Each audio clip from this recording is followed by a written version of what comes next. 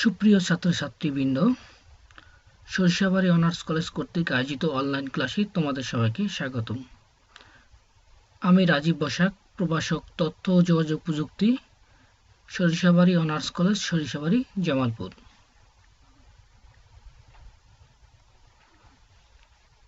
আজকে আমাদের আলোচনার বিষয় হচ্ছে দুইয়ের পরিপূরক, যাকে ইংরেজিতে বলা হয় টুস কমপ্লিমেন্ট। আমরা কম্পিউটারে ঋণাত্মক সংখ্যাকে কখনো নিয়ে কাজ করতে পারি না। যেহেতু ঋণাত্মক সংখ্যাকে নিয়ে কাজ করা যায় না, তাই কম্পিউটারে ঋণাত্মক সংখ্যা প্রকাশের জন্য তিনটি পদ্ধতি আছে। সেই তিনটি পদ্ধতি হচ্ছে প্রকৃত মান গঠন, যাকে ইংরেজিতে বলে সাইন ম্যাগনিটিউড। দ্বিতীয় হচ্ছে একের পরিপূরক গঠন, ইংরেজিতে বলে ওয়ান্স কমপ্লিমেন্ট। এবং তৃতীয়টি হচ্ছে দুইয়ের পরিপূরক গঠন, যাকে ইংরেজিতে বলে টুস কমপ্লিমেন্ট। এর মধ্যে প্রথম দুটি পদ্ধতি এখন ব্যবহৃত হয় না বিধায় আমরা দুইয়ের পরিপূরক পদ্ধতি নিয়ে আলোচনা করব। অর্থাৎ দুইয়ের পরিপূরক শিখতে গেলে অবশ্যই আমাকে একের পরিপূরক জানতে হবে। সেই জন্য আমাকে একের পরিপূরকের ধারণা ক্লিয়ার না করলে আমরা দুইয়ের পরিপূরক সম্বন্ধে পূর্ণাঙ্গ ধারণা পাবো না। সেই জন্য আমরা একের পরিপূরকটা দেখব। প্রকৃত মান গঠন বা সাইন ম্যাগনিটিউড এবং একের পরিপূরক গঠন, এই দুটো পদ্ধতির মধ্যে কিছু সীমাবদ্ধতা আছে, যে সীমাবদ্ধতা থাকার কারণে এই দুটো পদ্ধতি এখন ব্যবহৃত হয় না।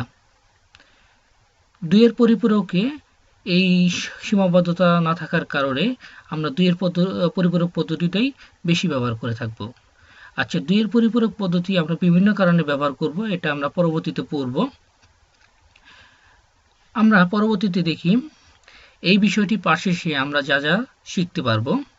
দুইয়ের পরিপূরক গঠনের গুরুত্ব সম্পর্কে জানতে পারবো, উদাহরণের মাধ্যমে দুইয়ের পরিপূরক গঠন করা শিখব, দুইয়ের পরিপূরক যোগ সম্পর্কে জানব, দুইয়ের পরিপূরক বিয়োগ সম্পর্কে জানব এবং দুইয়ের পরিপূরকের গাণিতিক কাজ শিখব। অর্থাৎ আজকের এই বিষয়টি পাঠ শেষে আমরা নিম্নলিখিত জিনিসগুলা জানতে পারবো। দুইয়ের পরিপূরক গঠন। দুইয়ের পরিপূরক গঠন করতে হলে অবশ্যই আগে একের পরিপূরক আমাকে জানতে হবে। অর্থাৎ কোনো সংখ্যার বাইনারি মান বের করে তাকে প্রথমে একের পরিপূরক করতে হবে। অর্থাৎ একের পরিপূরক মানে হচ্ছে যেখানে 0 থাকবে সেখানে 0কে পরিবর্তন করে 1, এবং যেখানে 1 থাকবে সেটাকে পরিবর্তন করে 0 করার মাধ্যমে যে কাজ সম্পন্ন করা হবে তাকে বলা হবে একের পরিপূরক। অর্থাৎ 0কে পরিবর্তন করে 1 এবং 1কে পরিবর্তন করে 0। তারপর ওই একের পরিপূরকের সাথে 1 যোগ করে আমরা পাবো দুইয়ের পরিপূরক। অর্থাৎ কোনো দশমিক সংখ্যাকে যদি আমরা দুইয়ের পরিপূরক করতে চাই, ওই দশমিক সংখ্যাকে প্রথমে আমরা বাইনারিতে রূপান্তর করব। আমরা বাইনারিতে 8 বিট রেজিস্টারের জন্য করব এবং 16 বিট রেজিস্টারের জন্যই করব এই অধ্যায়ে। কিন্তু কখন আমরা 8 বিট রেজিস্টার ব্যবহার করব, কখন আমরা 16 বিট রেজিস্টার ব্যবহার করব। যদি কোনো একটি সংখ্যা থাকে, ওই সংখ্যার বাইনারি ভ্যালু যদি 7 বিট হয় বা 6 বিট হয়, অর্থাৎ 8 বিটের চেয়ে কম হয়, সেক্ষেত্রে আমরা 8 বিট রেজিস্টার ব্যবহার করব। আর যদি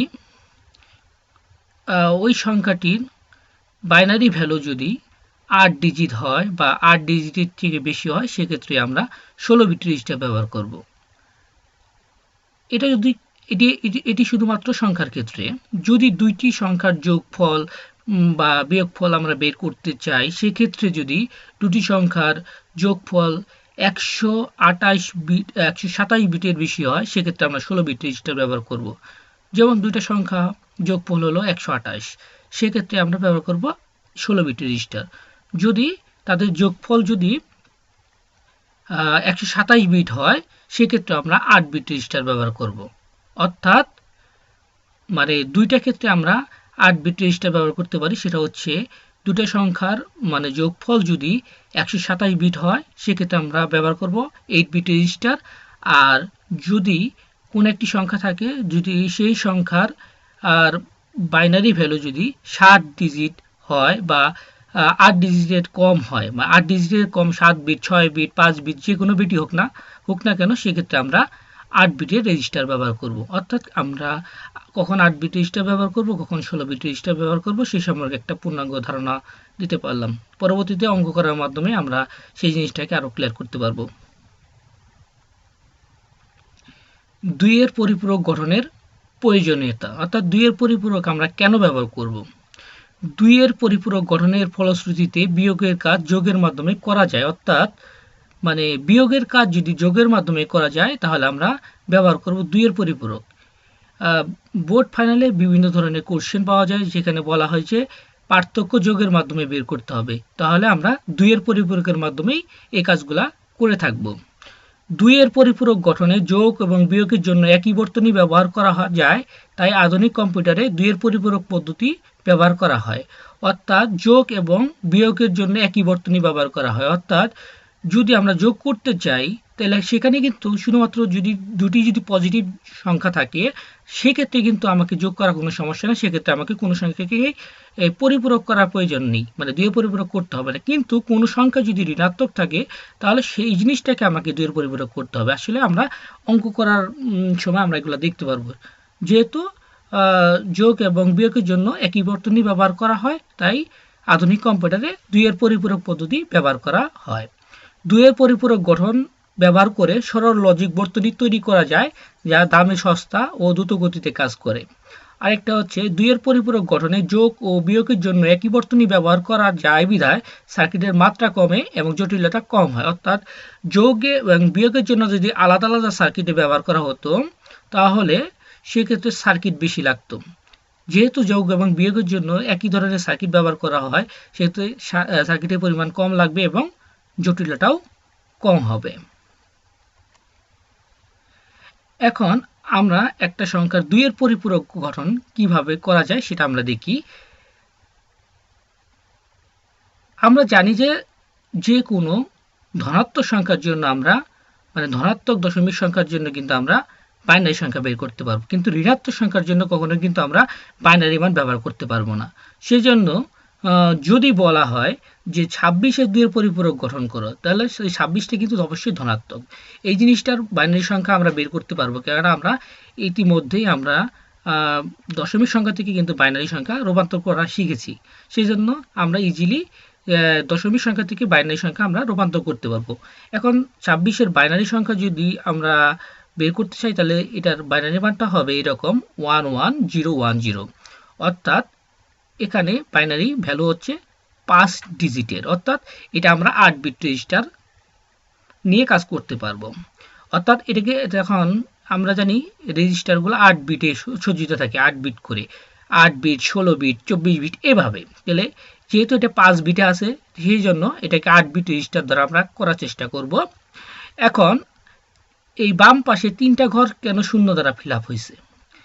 যদি কোনো ধনাত্মক মান হয় তাহলে সর্ববামের এই বিটটা, সর্ববামের ডান দিক থেকে শুরু করে সর্ববামের যে বিট আছে এই বিটটাকে বলা হয় সাইন বিট বা চিহ্ন বিট। এই বিটটা যদি 0 হয় তাহলে আমরা এই সংখ্যাটিকে বলতে পারবো ধনাত্মক সংখ্যা, আর এই বিট যদি 1 হয় তাহলে বলবো যে এই সংখ্যাটা হচ্ছে ঋণাত্মক সংখ্যা। যেহেতু আমরা এখানে পজিটিভ সংখ্যা বের করতে চাচ্ছি 26-এর 8 বিটের জন্য, সেই ক্ষেত্রে আমরা এখানে বাকি 3টাকে 0 দ্বারা ফিল আপ করবো। এখন এটাকে আমরা কি করব? 2 এর পরিপূরক গঠন করব। এই সংখ্যাটাকে আমরা প্রথমে কি করব? 1 এর পরিপূরক করব। এই সংখ্যাটাকে আগে লিখেছি, লেখার পর এটাকে 1 এর পরিপূরক করেছি। 1 এর পরিপূরক মানে কি 0 কে পরিবর্তন করে 1, যেখানে 0 আছে 1, এখন 1 কে 0 করার মাধ্যমে যে পূরকের কাজ করা হয় সেটাকে বলা হয় 1 এর পরিপূরক বা ওয়ান্স কমপ্লিমেন্ট। এর সাথে 1 যোগ করা হয়েছে। আমরা নরমালি যেমন বাইনারি যোগ করে এসেছি ঠিক একইভাবে এই যোগের কাজটা হবে। 1 এ 10-এর শূন্য হাতের 1, 0 আর 1 1, আর বাকিগুলা একই হয়ে যাবে। অর্থাৎ এটা হচ্ছে 26-এর 2 এর পরিপূরক। এর মাধ্যমে পজিটিভ যে পজিটিভ সংখ্যা ছিল এই পজিটিভ সংখ্যাটা এখন ঋণাত্মক হয়ে যাবে, অর্থাৎ এটা হয়ে যাবে -26। এখন -26 কেন হলো আমরা কিভাবে বুঝতে পারি? যেহেতু একটা সংখ্যায় আছে এই সংখ্যাটাকে আমরা ইজিলি বের করতে পারবো, ইজিলি বুঝতে পারবো এটা কি মাইনাস, এটা কি আমরা কি করছি প্লাস 26 এবং এটাকে পরিপূরক করলে আমরা মাইনাস পাবো। আবার যদি মাইনাস জিনিসটাকে পরিপূরক করি, মাইনাস 26-এর পরিপূরক যদি করি তাহলে অবশ্যই আমরা প্লাস পজিটিভ 26 পাবো। যেহেতু এখানে প্লাস 26-এর পরিপূরক করা হয়েছে 2 এর পরিপূরক, সেক্ষেত্রে আমরা এখানে মাইনাস 26 পাবো। আর সর্বশেষ মানে বাম এই বিটটা কি 1, আর 1 থাকলে সর্বশেষ বামের বিটটা যদি 1 থাকে তাহলে ওই সংখ্যাটা ঋণাত্মক হয়, তাহলে এই সংখ্যাটা হবে ঋণাত্মক, অর্থাৎ এই সংখ্যাটা হবে মাইনাস 26। 26-এর 2 এর পরিপূরক গঠন এভাবে, সংখ্যাটি রেজিস্টারে সজ্জিত থাকে এইভাবে, মানে আমরা যে সংখ্যাটা বের করলাম সেই সংখ্যাটা এইভাবে রেজিস্টারে প্রতিটা ঘরে এক একটা করে বিট সজ্জিত থাকে, ঠিক আছে। এবং এই বিটটাকে বলা হয় চিহ্ন বিট, যেহেতু এই চিহ্ন বিট 1 তাই এটা হবে কি মাইনাস 26, মানে যদি সর্ববামের বিটটা যদি 1 হয় সেক্ষেত্রে আমরা মাইনাস চিহ্ন দেব। এক্ষেত্রে কিন্তু সংখ্যার মান চেঞ্জ হয়নি, সংখ্যার মান কিন্তু ঠিকই আছে, কিন্তু চিহ্নটা পরিবর্তন হয়েছে। অর্থাৎ 2 এর পরিপূরকের মাধ্যমে যদি আমরা কোনো সংখ্যাকে যদি মানে 2 এর পরিপূরকের মাধ্যমে যদি কোনো সংখ্যা নির্ণয় করতে চাই তাহলে ওই সংখ্যার কি হবে, চিহ্ন পরিবর্তন হবে, কিন্তু ওই সংখ্যার মান চেঞ্জ হবে না। বিপরীতকরণ বা নিগেশন, কোনো ধনাত্মক সংখ্যাকে ঋণাত্মক সংখ্যায় বা কোনো ঋণাত্মক সংখ্যাকে ধনাত্মক সংখ্যায় পরিবর্তন করাকে নিগেশন বলা হয়।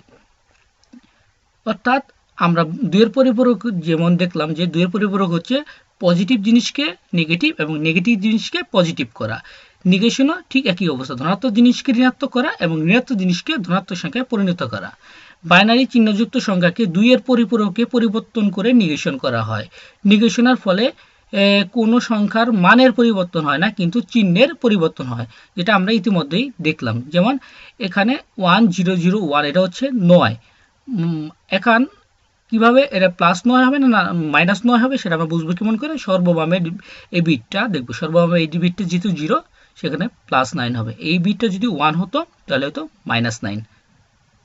তাহলে আমরা ইজিলি বুঝতে পারলাম যে কোন সংখ্যাটা ধনাত্মক হবে কোন সংখ্যাটা ঋণাত্মক হবে।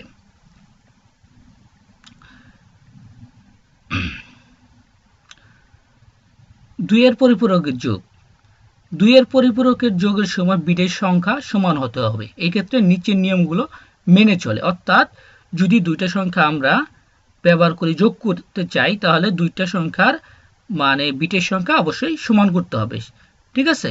এটা কি সাধারণ বাইনারি যোগ করে, মানে আমরা যে 2 এর পরিপূরকে যোগ করব ওই আগে যেমন আমরা যোগ করে এসেছি ঠিক একইভাবে যোগ করব, ঋণাত্মক সংখ্যাকে 2 এর পরিপূরক করে যোগ করে।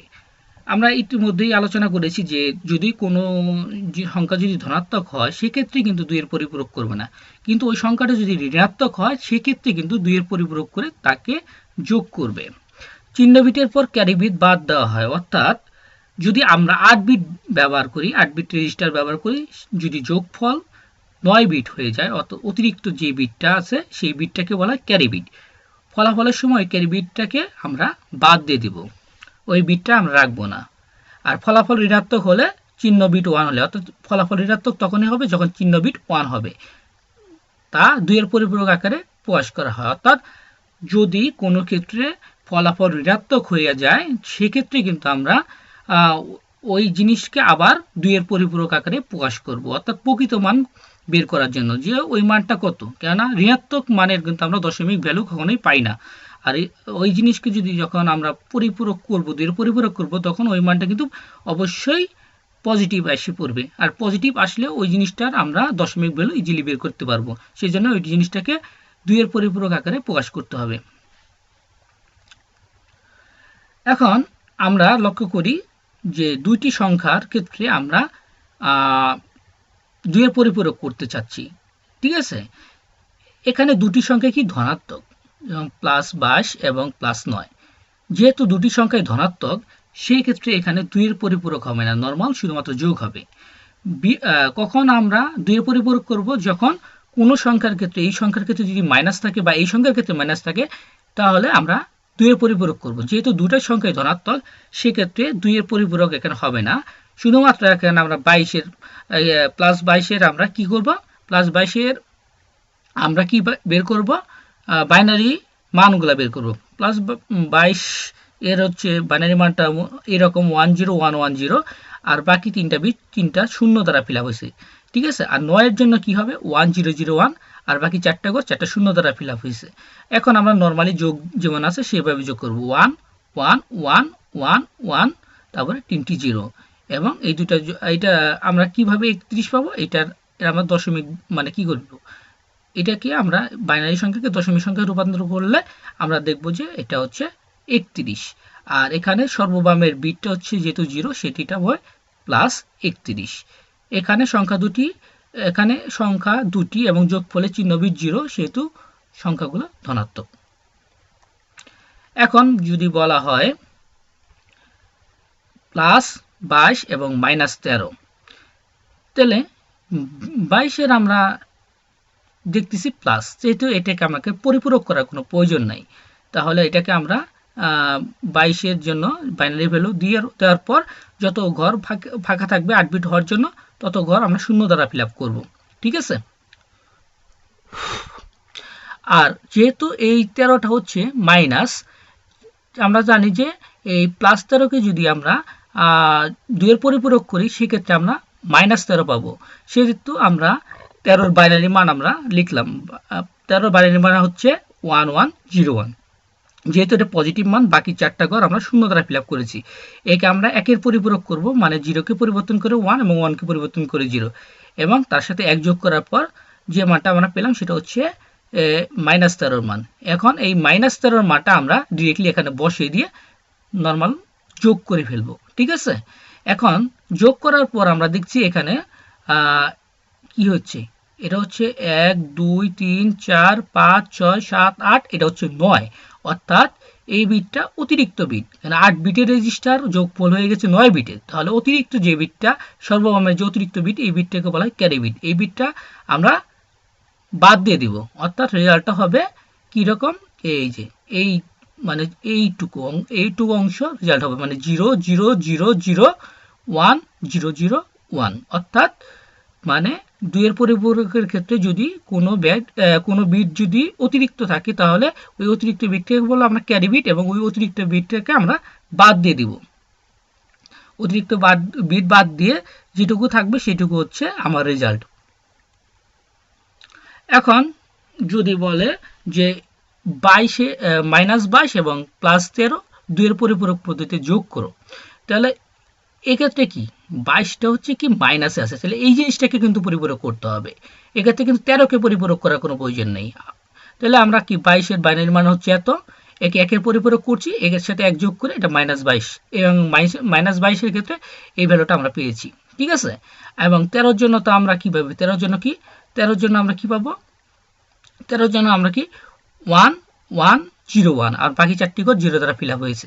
এখন আমরা নর্মাল যোগ করব, এবং সর্বশেষ বিটটা কত 1, অর্থাৎ এই জিনিসটা কি ঋণাত্মক হবে, সেই জন্য আমরা -9 লিখেছি। এখন এই জিনিসটার আর প্রকৃত মান কত, মানে এই জিনিসটার ডেসিমাল ভ্যালু কত, সেটা কিন্তু আমরা জানি না। সেই জিনিসটার জন্য আমাকে কি করতে হবে, এই জিনিসটাকে আবার পরিপূরক করতে হবে, 2-এর পরিপূরক করতে হবে, অর্থাৎ এই জিনিসটাকে আমরা এটা কি করব, আবার পরিপূরক করব, এটা কি এই সংখ্যাটাকে এটা একের পরিপূরক করব, তার সাথে এক যোগ করব, অর্থাৎ এর মাধ্যমে আমরা যে জিনিসটা পাবো সেটা হচ্ছে 2-এর পরিপূরক, অর্থাৎ এখানে কি হচ্ছে এটা 1001, অর্থাৎ এই জিনিসটা হচ্ছে 9-এর মান। আচ্ছা, এই জিনিসটা ছিল কি, এই সর্ববামের চিহ্ন ছিল কি 1, তাহলে 1-এর জন্য এটা হচ্ছে মাইনাস, আর আমার প্রকৃত মানে দেখলাম এটার মানটা কত 9, অর্থাৎ এটা হলো -9, অর্থাৎ রেজাল্ট কিন্তু এইটাই, কিন্তু এইটার কিন্তু আমরা প্রকৃত মানটা বের করতে পারি না, প্রকৃত মান অর্থাৎ দশমিক ভ্যালুটা বের করতে পারি না, সেই জন্য এই জিনিসটাকে পরিপূরক করে এর প্রকৃত মানটা আমাকে বের করতে হয়েছে, এবং প্রকৃত মান বের করার পর আমরা বুঝতে পারছি এই মানটা হচ্ছে 9-এর মান, যেহেতু এখানে 1 আছে সেহেতু এখানে -9 হবে, অর্থাৎ কোনো সংখ্যার রেজাল্ট যদি ঋণাত্মক হয় সেক্ষেত্রে আমার ওই জিনিসটাকে আবার 2-এর পরিপূরক করে দিতে হবে প্রকৃত মান বের করার জন্য। ঠিক আছে,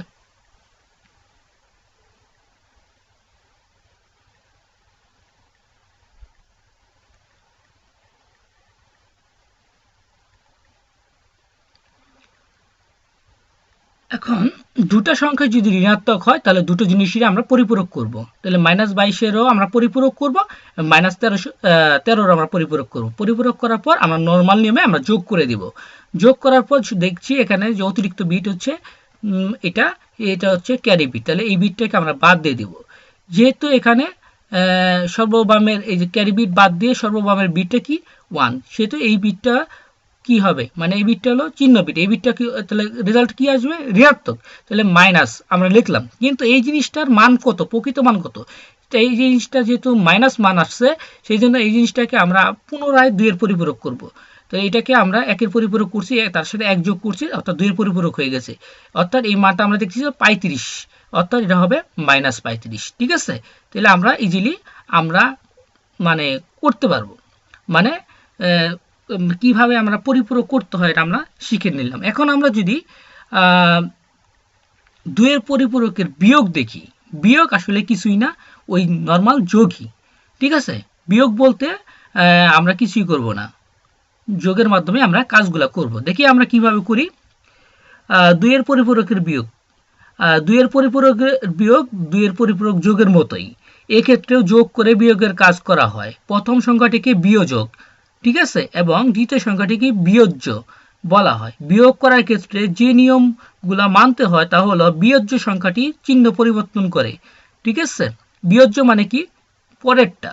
ঠিক আছে, ধনাত্মক থাকলে ঋণাত্মক এবং ঋণাত্মক থাকলে ধনাত্মক করে, বিয়োজকের সাথে যোগ করতে হয়। অর্থাৎ যদি মানে দুটি সংখ্যা যদি বলে যে +22 থেকে +13 বিয়োগ করো, তাহলে কি বিয়োজ্য কোনটা, বিয়োজ্য হচ্ছে 13 আর বিয়োজক হচ্ছে 22। ঠিক আছে, +22, তাহলে কত হবে, +22 - 13, অর্থাৎ প্লাস জিনিসের চিহ্ন পরিবর্তন হলে নেগেটিভ হয়ে গেল।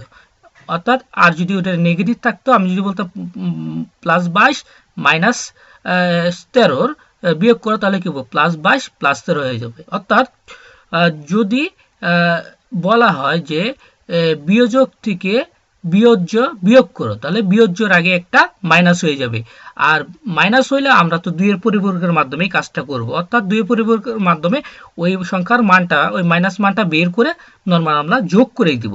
তাহলে হচ্ছে বিয়োগ আসলে কিছুই না, আমরা যোগ যেভাবে করে এসেছি ওই একইভাবে আমরা বিয়োগটা করে আসব। যোগের মতো সংখ্যাটি যদি ঋণাত্মক হয় তাহলে এটি 2-এর পরিপূরক করা হয়, চিহ্ন বিটের অতিরিক্ত ক্যারি ধরা হয় না। অর্থাৎ 2-এর পরিপূরক যোগের ক্ষেত্রে যে নিয়মটা রেখেছি, বিয়োগের ক্ষেত্রেও জাস্ট নিয়মটা ওই রকমই। এখন যদি বলে +22 থেকে 13 বিয়োগ করতে হবে, তাহলে কি হবে, দেখো 22 - 13, অর্থাৎ তাহলে 22 প্লাস -13, অর্থাৎ যদি আমরা 22-এর মানটা বের করতে পারি আর -13 মানটা বের করতে পারি, তাহলে দুটো যোগ করলেই আমরা ইজিলি কিন্তু বিয়োগ করতে পারবো, মানে +22 থেকে +13 বিয়োগ করতে পারবো। তাহলে আমরা যে কোনো কিছুই বলুক না কেন, তাহলে আমরা মনে রাখতে হবে যে বিয়োজক থেকে বিয়োজ্য বাদ দিতে হবে, আর বাদ দেওয়ার যদি বাদ দিতে হয় তাহলে ওই জিনিসটার আগে মাইনাস হয়ে যাবে।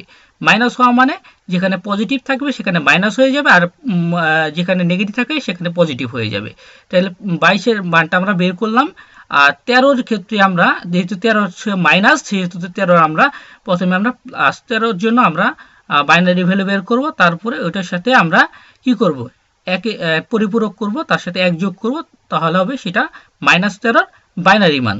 তখন এই দুটো যোগ করে দিয়ে আমরা রেজাল্টটা বের করে নেব। অর্থাৎ সেক্ষেত্রে কি হবে, সেক্ষেত্রে আমরা কি দেখতে পাচ্ছি যে +22 থেকে +13 বিয়োগ মানে অর্থাৎ কি হচ্ছে, +22-এর সাথে 13 মানে 2-এর পরিপূরক যোগ, মানে অর্থাৎ কি প্লাস মানে +22টা হবে পজিটিভ এবং -13 হচ্ছে প্লাস -13 হবে, অর্থাৎ দুইটা যোগ করলে আমরা রেজাল্ট তৈরি করতে পারবো। ঠিক আছে, আবার যদি বলা হয় যে -13 থেকে -22 বিয়োগ করতে হবে, তাহলে সেক্ষেত্রে কি হবে, -13 প্লাস -22। ঠিক আছে, তাহলে -13, ঠিক আছে, দেখো এটা জিনিসটা আসলে একটু ভুল আছে, জিনিসটা হলো কি ভুল আছে আমরা একটু লক্ষ্য করি। এটা হচ্ছে -13 থেকে -22 বিয়োগ করতে হবে, অর্থাৎ -13 থেকে -22 বিয়োগ করতে হবে, তাহলে -13 ঠিক রইলো, তারপরে কি মাইনাসে মাইনাসে প্লাস হয়ে গেল, তাহলে প্লাস 22। ঠিক আছে, তাহলে -13 মানটা আমরা কিভাবে বের করব, কাকে কি করব, 13 বাইনারি ভ্যালুটা বের করব। বাইনারি ভ্যালু বের করার পর সেই ক্ষেত্রে আমরা এটাকে একের পরিপূরক করব, তার সাথে 1 যোগ করে -13 মানটা আমরা বের করব। ঠিক আছে, তারপরে আমরা যে 22 এর যেহেতু মানটা পজিটিভ, সেহেতু 22 এর আমরা কি করব না, 2 এর পরিপূরক করব না, এটা নরমাল আমরা 22 এর বাইনারি মানটা বের করব। তারপরে আমরা যতগুলো ঘর ফাঁকা থাকবে ওইগুলো আমরা শূন্য দ্বারা ফিল আপ করে আমরা নরমাল যোগ করে দিব। এখন যোগ করার পরে দেখা যাচ্ছে যে এখানে ক্যারি বিট আসছে, অর্থাৎ 9 নম্বর বিট আসছে, এই বিটটা ক্যারি বিট, এই বিটটাকে বাদ দিতে হবে, অর্থাৎ রেজাল্টটা হবে কি +9 এর মানটা হবে জাস্ট এইটুকু। ঠিক আছে, আর যেহেতু এটা চিহ্ন বিট 0, সেক্ষেত্রে এখানে +9 হবে। এখন 2 এর পরিপূরকের গাণিতিক কাজে আরেকটি জিনিস দেখব, 16 বিট সংখ্যার ক্ষেত্রে 2 এর পরিপূরক, মানে বড় সংখ্যার ক্ষেত্রে বাইনারি মান 8 বিটের সমান বা তার চেয়ে বেশি হলে, অর্থাৎ চিহ্ন বিট ছাড়া 7 বিট অতিক্রম করলে সংখ্যার 16 বিট করে সাজিয়ে 2 এর পরিপূরক করতে হয়। অর্থাৎ আমরা এই জিনিসটা কিন্তু আগে বলেছি, যখন যদি কোনো বড় সংখ্যা হয় সেক্ষেত্রে তার বাইনারি মান যদি 8 বিটের সমান হয়ে যায় বা 8 বিটের চেয়ে বেশি হয়ে যায়, সেক্ষেত্রে আমরা 16 বিট রেজিস্টার ব্যবহার করে 2 এর পরিপূরক করব।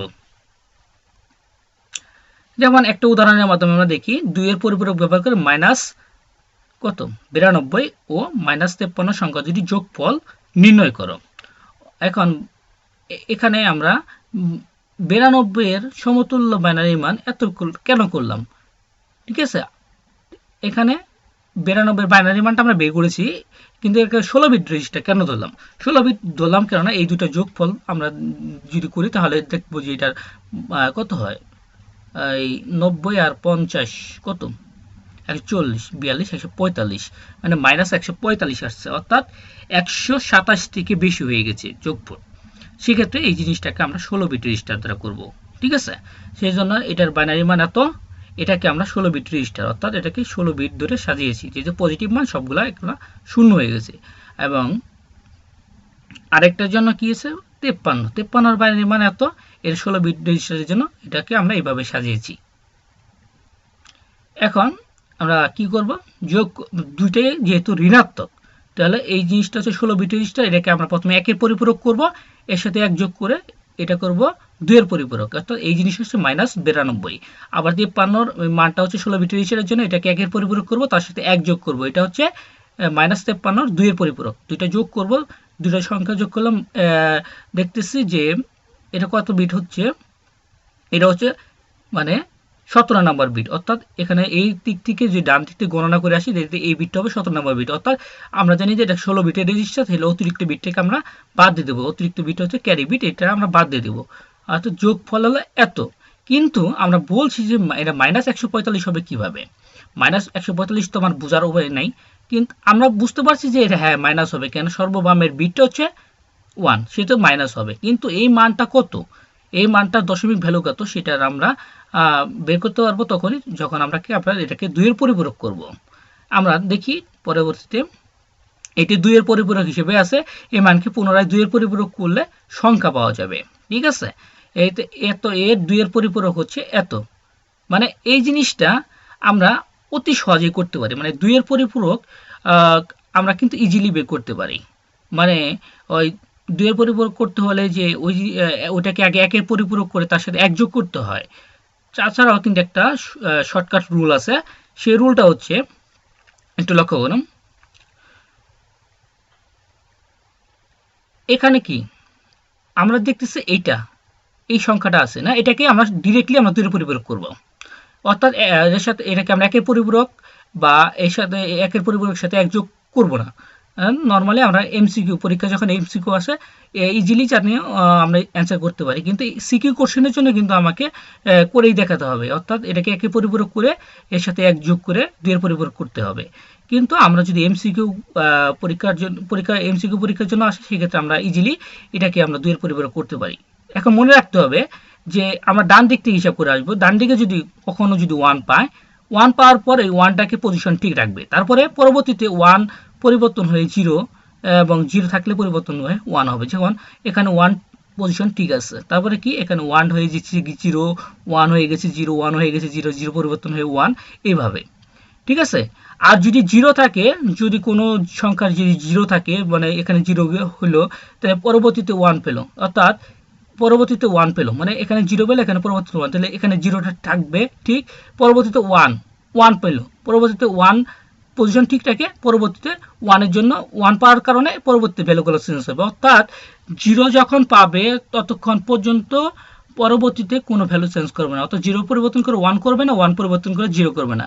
কিন্তু যখন 1 পাবে তখন ওই 1টাকে, ওই 1 এর ঘরটা ফিক্স রেখে পরবর্তীতে যাই পাবে, 0 থাকলে 1 হয়ে যাবে, 1 থাকলে 0 হয়ে যাবে, অর্থাৎ এইভাবে আমরা 2 এর পরিপূরক করতে পারি। ঠিক আছে। তাহলে এটা মান হচ্ছে 145, যেহেতু ওইখানে মানটা ছিল, 1টা ছিল কি, 1টা ছিল সর্ববামের বিট, অর্থাৎ চিহ্ন বিটটা 1, সেক্ষেত্রে এখানে -145 হবে, তাহলে রেজাল্ট হবে -145 এবং এর মানটা হচ্ছে এত। ঠিক আছে। আর বাড়ির কাজ, 2 এর পরিপূরক পদ্ধতি ব্যবহার করে 8 বিট রেজিস্টারের জন্য +12 এবং -7 এর যোগফল নির্ণয় করো, অর্থাৎ এই 12কে আমরা কিছুই করব না, আমরা কাজ করব কাকে নিয়ে, -7 কে নিয়ে, অর্থাৎ -7 এর আমরা 2 এর পরিপূরক করব। ঠিক আছে। 2 এর পরিপূরকের গঠন কি, অর্থাৎ মানে আমরা কোনো সংখ্যার বাইনারি ভ্যালু বের করার পর ওটাকে 8 বিট রেজিস্টার বা 16 বিট রেজিস্টার ব্যবহার করে, রেজিস্টার 16 বিট ব্যবহার করে ওই সংখ্যাটাকে সাজানোর পর ওটাকে একের পরিপূরক করব, তার সাথে 1 যোগ করে 2 এর পরিপূরক গঠন করব। আর 2 এর পরিপূরকের গঠন বা গুরুত্ব এটা আমরা পড়েছি।